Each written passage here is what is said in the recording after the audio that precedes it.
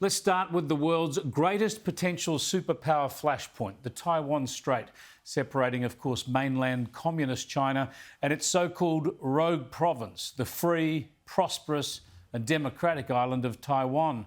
US Speaker Nancy Pelosi has defied the warnings and rebukes from Beijing and visited Taiwan. After the mobilisation of military aircraft by the People's Liberation Army across the Taiwan Strait, Pelosi's US Air Force passenger jet was forced to take the long way around.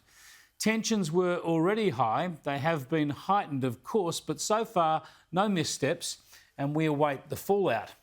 But let's get back to the first principles here and make the obvious point that any US politician, indeed any person in the free world, ought to be allowed to visit Taiwan any time.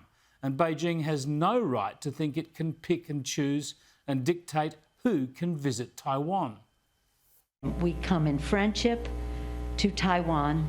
We come in peace for the region. And our chair of the Veterans Affairs Committee, Mr. Takano, representing our veterans, understanding the value of peace and the avoidance of conflict. Yes, the people of Taiwan deserve our support. And while the Pelosi visit has not been announced or handled in a seamless way, leading to a perilous few days, it was still worthwhile to demonstrate that the US won't be bullied and that the people of Taiwan won't be abandoned. They've remained free and prosperous because they've not overreached with declarations of independence and because liberal democracies have recognised a nuanced position over One China and Taiwan.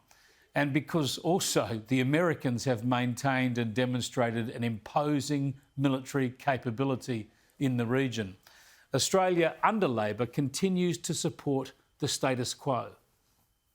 We live in an era where there's strategic competition and increased tension in our region, and where China has taken a more aggressive posture in the region. But our position on Taiwan is clear. We don't want to see any unilateral change to the status quo, and we'll continue to work with partners to promote peace and stability across the Taiwan Strait.